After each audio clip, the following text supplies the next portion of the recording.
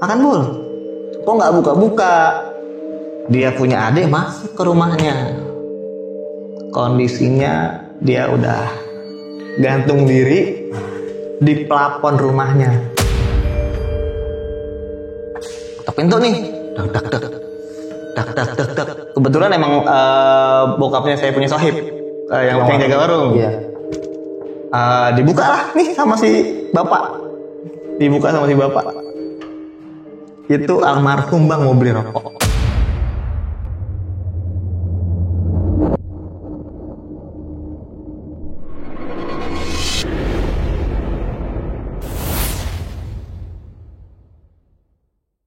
Assalamualaikum warahmatullahi wabarakatuh. Balik lagi bareng gue Ibnu Fitur Sidik dalam channel Timur Misteri.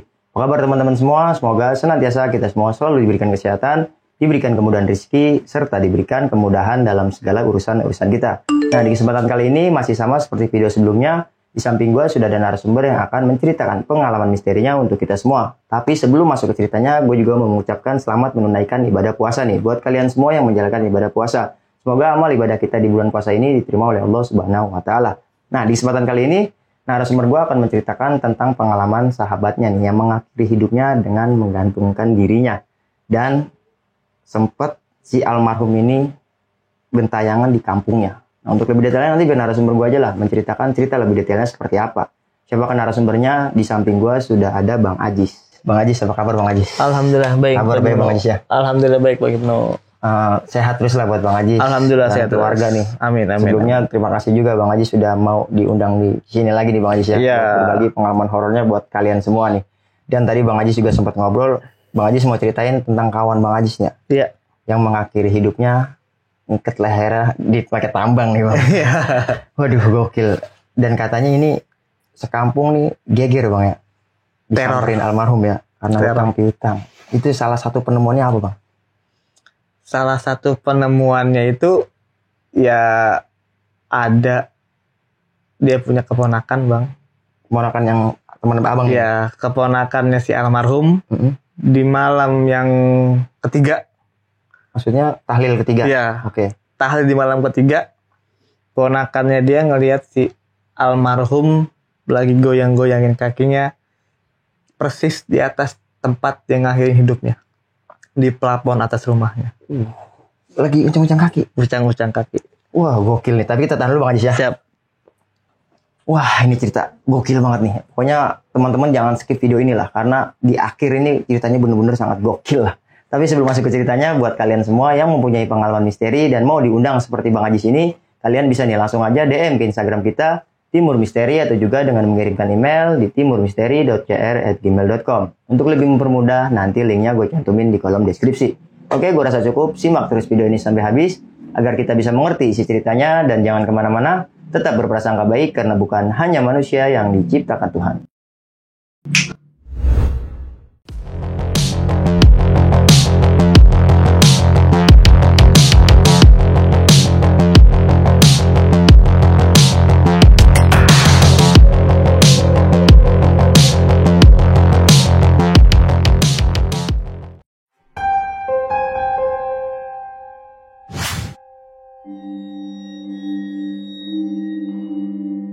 Oke, Bang Ajis bisa diceritain Bang, gimana tuh ceritanya?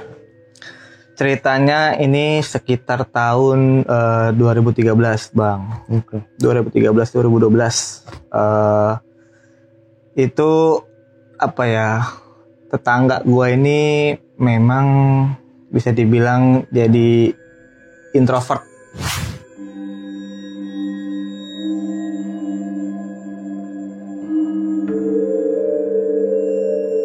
Jadi agak suka minder, Tertutup banget ya pokoknya orangnya semenjak ditinggal sama istrinya. Selang beberapa bulan dia pisah sama istrinya, dia udah mulai apa ya tadi tertutup itu kan ya, udah mulai jarang komunikasi sama tetangga, mengasingkan diri. Terus emang keseharian dia tuh awalnya memang ceria karena dia emang bisa dibilang pemain musik sih ya. pemain musik kampung lah. Dulu kita sempat nongkrong tuh mainnya dangdut. Dangdut. Si Bang Saipul ini ya, dia sempat kita nongkrong tuh dia mainnya dangdut. Memang dia punya skill. Jadi itu kita ngobrol tuh enak. Sebelum dia ada kejadian pisah ya sama istrinya. Enak lah kok setelah dia pisah beberapa bulan nih, udah mulai tertutup nih orang nih. Kita ajak nongkrong dia udah nggak mau gitu kan. Dan kebetulan dia udah punya rumah sendiri lah walaupun kecil. Terus di saat mungkin dia lagi down-downnya banget, situ ya jadi sore sebelum kejadian dia gantung diri ini, gue lagi nongkrong sama bokap. Lagi nongkrong lah, ngobrol-ngobrol sama bokap. Dia lewat di depan rumah. Yang dia bawa itu tali rapiah. Tali plastik. Oke. Lewat depan rumah gue masih ya biasa aja. Dia balik lagi udah buat tali tambang. Gue masih ngobrol sama gue biasa aja, cuma bang, iya bang, yuk, dis gitu kan. Dia balik lagi nih kok orang kok balik mulu kan buat tambang buat apaan ya? Tanya sama bokap, lu mau kemana? Nih bang mau ngikat kasok, dia ngomong gitu. Kasok ya kayu lah ya, kayu. Ngikat kasok buat apaan? Agak mau bikin pelapon nih di rumah. Oh gitu ya kan, udah kita ya mungkin kita mikirnya oh iya kali tadi mau bikin apa kan ya. Udahlah, selang beberapa jam itu habis maghrib lah ya. Memang habis maghrib tuh kejadian. Kita tetangga tahu, keluarga dia udah tahu. Kejadiannya habis maghrib, ketahuannya karena saudaranya ini kan memang dia kan jadi sendiri kan sekarang kan. Dia jadi pokoknya selama dia udah mulai down, dikasih makan lah sama keluarganya dia kan. Maghrib kok dia nggak keluar nih, tawar makan kan. Bul makan bul, kok nggak buka. Dia punya adik masuk ke rumahnya, kondisinya dia udah gantung diri di plafon rumahnya.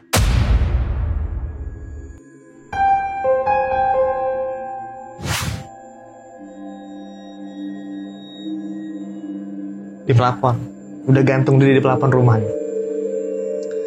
Itu pas adeknya masuk tuh kakinya masih begini, masih gerak. Logisnya berarti masih baru nih. Iya, belum lama. Pas dia udah saking paniknya dia balik lagi ke belakang, teriak ke keluarganya kan. Adeknya ini teriak ke keluarganya. Dan ini masih sepantaran sama saya lah, masih belum tua banget. Akhirnya panggil keluarganya telat. Kalau mungkin dia langsung ambil tindakan buat nolongin, mungkin masih ketolong. Karena dia balik dulu nih, manggil karena saking paniknya ya. Akhirnya dia nyampe, si Saipul ini udah nggak ada. Itu kejadian habis maghrib. Ramai lah sekeliling rumah. Emang kebetulan rumahnya dia di belakang rumah saya. Persis di belakang rumah saya. Sampai rumah sekarang? Iya. Samping rumah saya persis. Samping, bukan yang di belakang lah. Setelah itu mulai ambulan datang, polisi datang, ramai itu ada beberapa wartawan ya mungkin yang ngeliput ya. Jadi udah gitu. Setelah malam itu di paginya beliau dikuburin, tahlilan malam pertama itu nggak ada yang ganjal, masih biasa. Tiba di malam yang ketiga,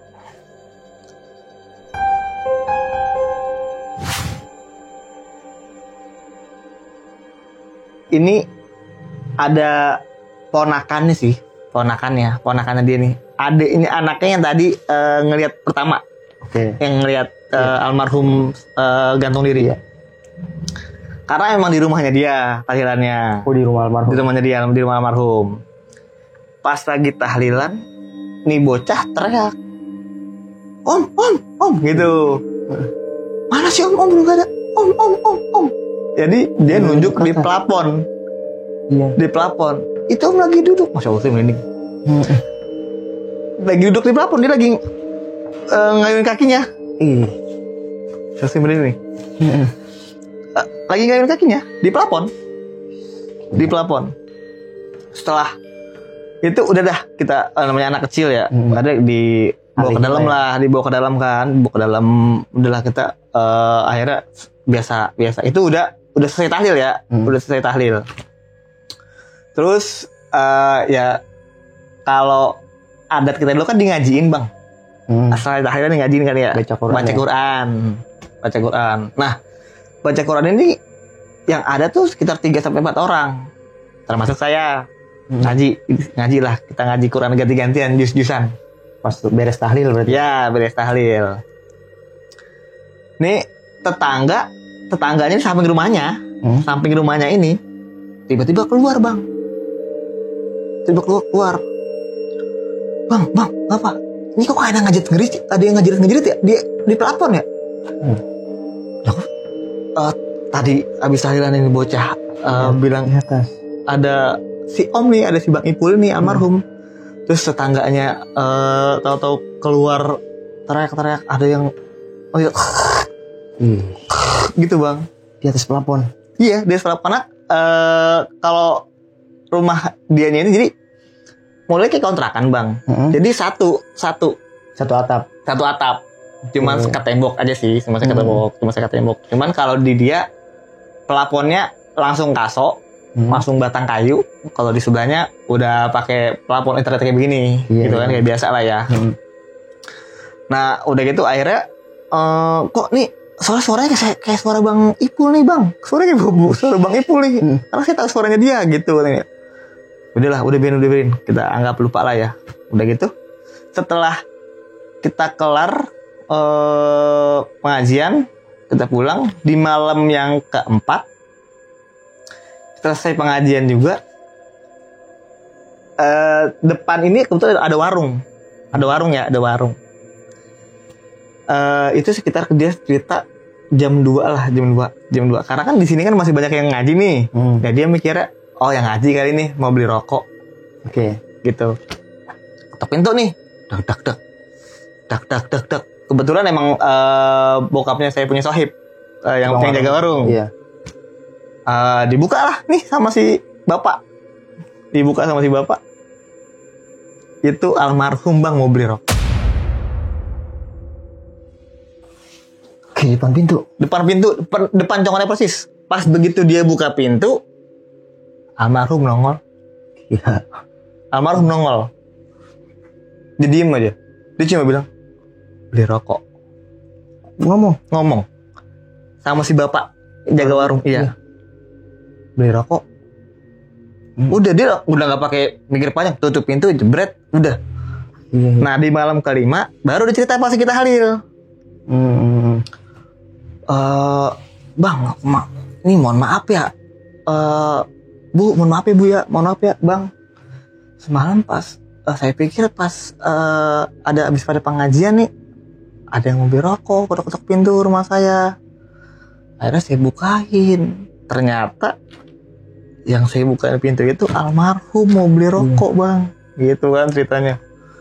Waduh, saya bilang, oh jadi begini nih, itu bukannya tuh dari mulai malam ketiga tuh sampai malam ke-7 kurang lebih, 2 kali nuju, sampai 14 hari, sampai 2 kali nuju itu, setiap abis maghrib tuh udah mulai sepi nih rumah, tuh di lingkungan tuh udah mulai sepi, udah mulai sepi, pokoknya sepi dah pokoknya. Nah baru pas di malam ke-7 keluarganya yang datengin. Keluarganya yang datengin, dia cuma bilang tolong sampein ke mantan istrinya. Bahwasanya almarhum ini masih ada tanggungan. Masih ada hutang piutang ternyata. Gitu. Makanya ya dari situ ilmu yang saya dapat sih, wah bener juga nih. Pokoknya apabila mana seseorang meninggal ada sangkutan hutang piutang, memang pasti bakal kayak gini nih yang kita takutin kan. Tagih di akhirat. Nah betul. Akhirnya dari cerita si bang adanya ini ya, adanya ini cerita ya, pas di malam ke berapa gitu saya lupa, dia bilang akhirnya semalam emang kita sempat diganggu ini sama almarhum, seperti datengin sama almarhum, dan dia pun datangnya bukan dalam bentuk apa ya, bukan dalam bentuk pocong, nggak menyeramkan lagi, enggak, dalam bentuk wujud biasa, dan masih tali di lehernya bang. Oh masih ada talinya? Masih ada talinya di lehernya. Iya. Itu masih ada tali di lehernya. Dia cuma bilang, tolong sampaikan ke mantan istrinya, saya masih punya sangkutan hutang piutang ke Fulan. Tolong dilunasin. Itu kata si almarhum. Akhirnya si istrinya ini dikabarin sama keluarga, mantan istrinya ya, dikabarin sama keluarga. Udah gitu, setelah malam ke-14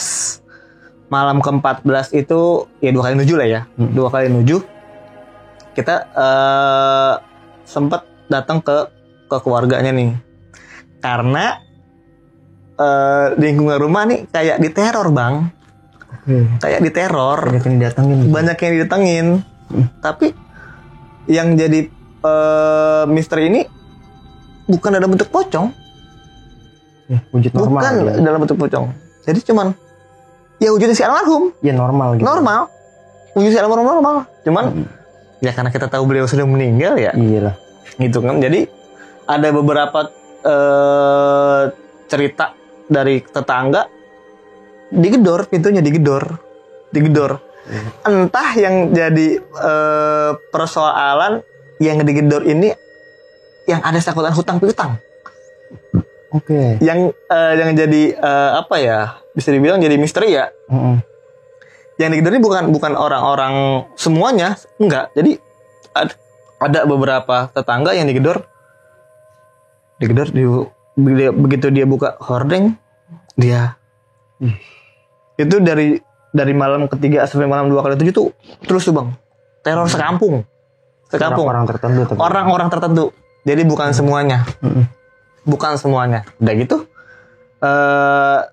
yang tetangga yang udah didatengin ya sama si almarhum cerita ke keluarga, Bu, ini mohon maaf sebelumnya saya ada didatengin nih sama almarhum. Kapan gitu kan? Kapan? Ya 2 hari yang lalu lah Bu, gitu ceritanya kan. Ini cerita dari si ibunya almarhum ya, bahwasanya mohon maaf Bu, saya memang ada hutang-hutang sama Bang Ipul, sama Bang Ipul. Terus ditanya lagi sama ibunya, yang ngutang emasnya atau anak saya? Utang atau piutang? Iya, yang ngutang emasnya atau anak saya? Maaf Bu, yang utang anak ibu. Gitu. Utang nih. Ya. Oh berapa gitu kan ya? Sekian. Oh yaudah. Akhirnya karena kita tahu si keluarga almarhum ini, ya maaf ya, orang yang sederhana lah ya. Yang sederhana, akhirnya ya alhamdulillah kita punya pejabat setempat ada apa ya, sumbangsihnya lah. Akhirnya kita dari beberapa keluarga nih, beberapa kepala keluarga memang ada apa ya, karena takut jadi teror, akhirnya kita sumbang nih, karena kita tahu nih kolektifan gitu. Iya, karena kita tahu akarnya kenapa si almarhum jadi begini, karena hutang piutang nih, gitu. Makanya akhirnya udah deh, supaya kita nyari aman, Pak RT bilang udah deh kita kolektifan aja deh. Nah, jadi kayak apa ya? Jadi kayak kebuka nih kuncinya nih. Jadi beberapa ini baru tuh akhirnya baru berkurang tuh. Nah, setelah kurang lebih sampai 40 hari, belum nyampe 40 hari mungkin ya, belum nyampe 40 hari. Akhirnya ini rumah udah mulai nggak apa ya, udah mulai nggak adem bang, rumahnya dia nih udah mulai, ya udah mulai nggak adem, karena memang Jeritan itu masih bang. Dia punya tetangga masih ngejerit, masih denger terus, masih mendengar suara gitu deh. Masih terus aja tuh dia dengerin. Akhirnya yang punya tetangganya ini pindah. Udah takut. Pindah, akhirnya dia punya tetangga pindah satu. Karena kan emang bentuknya kan masih kayak kontrakan gitu ya. Pindah satu. Terus adeknya pun akhirnya pindah lagi. Yang ngelihat pertama kali dia mulai gantung diri, dia pindah. Terus akhirnya dia punya adik, nempatin lah bang. Dia punya adik paling bontot. Dia punya adik paling bontot. Nempatin rumahnya. Nempatin di tempat almarhum. Almarhum. Dan itu masih posisinya rumahnya masih sama seperti awal. Kondisinya masih sama seperti awal. Itu ya sampai setahu saya sampai akhir 2000 lah. Sampai akhir 2020-an lah. Itu masih teror tuh masih ada. Sampai akhirnya itu rumah di renov, dibongkar habis, direnovasi.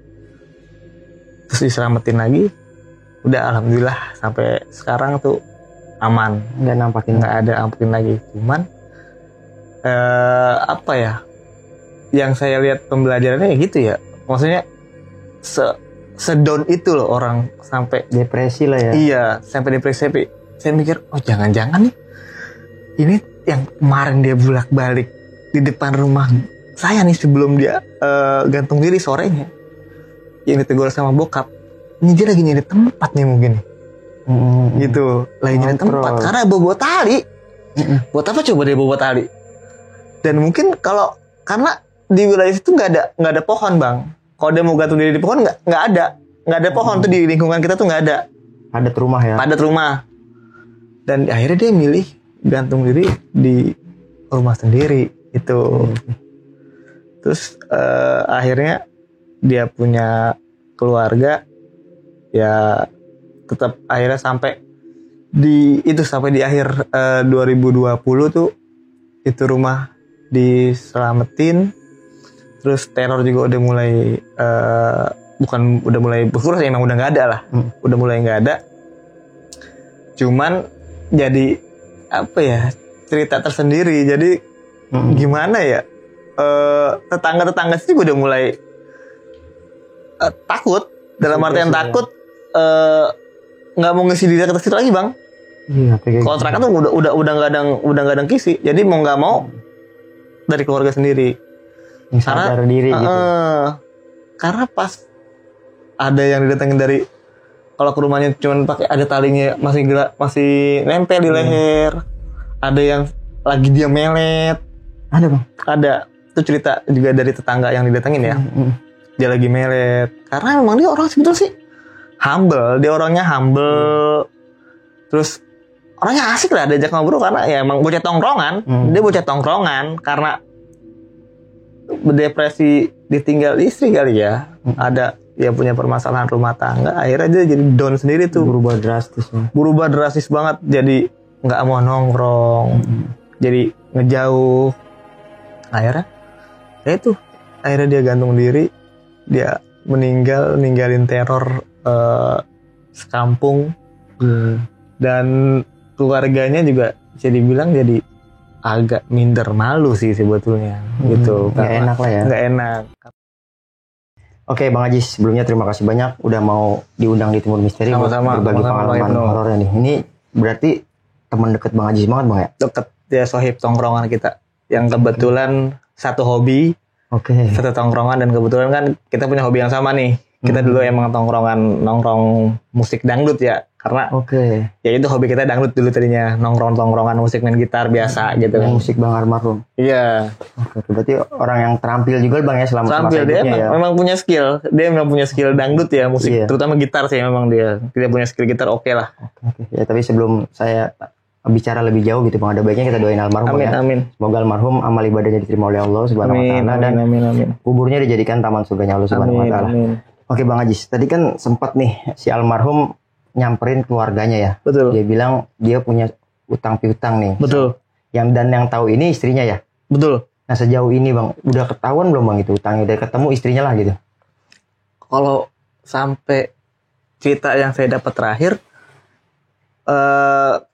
untuk dia ketemu keluarganya ya, keluarganya si almarhum ini ketemu sama mantan istrinya ketemu atau enggak, saya juga kurang tahu juga nih, gitu. Karena yang saya tahu itu dari cerita tetangga-tetangga doang sih. Kalau si A ini, kalau si almarhum ini punya utang sama si A, si almarhum ini punya utang sama si B, itu doang sih. Untuk kalau istrinya ini kita juga belum tahu banget karena emang udah ditinggal bener-bener dan udah nggak tahu kemana nih mantan istrinya, gitu. Sampai keluarganya pun nggak tahu sebetulnya kemana. Ya, dan itu ya alasan utama dia melakukan tindakan seperti itu bang ya. Iya. Dia depresi ya. Betul. Nah kalau abang nggak keberatan gitu dan kalau abang tahu gitu ya, masalahnya dia sama istrinya abang tahu nggak sih bang?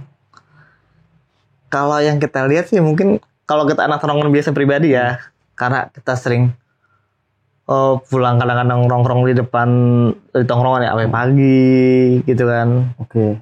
Dan mungkin dari sisi hutang piutang tersebut jadi sampai ditinggal lah sama istrinya. Berarti ekonomi. Betul, mungkin dasarnya ekonomi. Ya maaf nih, saya nanya seperti ini bukannya saya kepo banget nih bang. Ya, tapi kan abang semasa hidupnya kan sering nongkrong. Iya, mungkin kalau kita nongkrong kan kadang saya aja kan kalau ada masalah di rumah kadang cerita. adalah sedikit banyaknya kita cerita sama temen ya. Betul. Jadi itulah alasan saya nanya ketika kita masa hidupnya kan mungkin pernah nongkrong sama abang, dia cerita gitu. Mungkin enggak ya? Enggak sebatas dia kayaknya lagi terbebani masalah ekonomi. Sepertinya sih begitu. Kenapa saya bisa bilang gitu? Dia ditinggal karena hutang piutang ya karena warga-warga ini teror kebanyakan yang punya hutang piutang itu. Gitu ya. Makanya dia sampai depresi, akhirnya dia buat mutusin akhirin hidupnya dengan bunuh diri. Mungkin begini bang ya. Berarti yang dia tanggung ini 2 beban bang ya. Dari beban hutangnya dan dari beban ditinggalin. Sama mantan istrinya ini. Makanya dia sampai down gitu. Oke, pelajaran juga sih buat kita yang masih pada hidup ya, ya. Banyak tuh pelajaran dari dia ya. Dan selama kita nongkrong bareng sama almarhum, pelajaran semasa hidup dia banyak deh saya dapat. Walaupun mungkin dia di rumahnya banyak beban ya, banyak masalah ya. Tapi selama sampai tongkrongan dia udah lepas aja. Nongkrong ketawa-tawa dia sampai ya kasih ngulik lagu. Ngulik lagu cepat. Karena kalau rata-rata kalau orang depresi kan memang masalah keluarga ya, mungkin disuntuk bete moodnya lah. jelek lah. Moodnya jelek. Gitu tapi ya. dia di depan anak-anak biasa-biasa aja. Makanya abang nggak ngeduga banget ya. Nggak ngeduga sampai makanya kita kan pasti bilang, Masya Allah bunuh diri. Si Ipul ya Allah. Sampai ya Allah, Masya Allah saya bilang ya Allah. Nggak percaya lah ya bang. Nggak percaya banget, nggak percaya. Mungkin perubahannya ini ketika dia bang tadi bilang introvert ya. Iya. Jadi dia agak menyendiri nih. Betul, dia menyendiri banget. Mungkin dari kita yang hidup mungkin kurang ngerangkul kali bang ya. Ketika di kondisi dia yang lagi introvert kayak gitu. Ada bagian kita berkunjung gitu mungkin ya. Bisa jadi karena gini ya. Kalau saya mikir gini, karena kita gimana mau ngebantu dia kasarnya ya. Sedangkan kita nggak tahu nih masalahnya dia. Dia tertutup ya. Iya. Karena kalau emang dia lagi tongkrongan, men gue lagi ini nih, mungkin lu ada. Mungkin kita bisa bantu ya. Bantu. Intinya dengan orang yang tepat ya bang ya. Yang bisa ngejaga privasi kita. Betul. Jadi kita butuh karena orang-orang seperti itu bang. Teman-teman seperti itu lah ya. Buat ngurangin beban masalah kita nih. Bagus juga nih buat pelajaran buat teman-teman semua. Kalau punya masalah dicerita-ceritain sama teman-teman yang dipercaya lah ya. Iya betul. Jangan disimpan sendiri nanti akhirnya bisa salah jalan gitu. Karena kan memang setan ini banyak nih menggoda-goda manusia bang ya. Oke bang Ajis. Nah almarhum ini sempat mempunyai keturunan ya bang? Dia belum punya keturunan. Ya, sampai dia akhirnya bercerai dia belum ada keturunan. Belum ada keturunan. Ya, mungkin itu juga jadi yang dia merealisasikan niatnya karena belum ada keturunan ya. Mungkin ketika ada keturunan mungkin beda lagi ya. Tidak. Ada anak yang harus dipikirkan ya. Betul. Oke. Bang Ajis, mungkin itu nih yang bisa saya tanyain. Ya kita juga nggak baik juga nih ngomongin almarhum gitu kan. Betul. Terlalu lama nanti juga bahaya. Sebelum saya cerita di sini pun saya udah sempet ngobrol ke keluarganya sih bang. Udah minta izin dulu buat bukan buat buka aibnya si almarhum.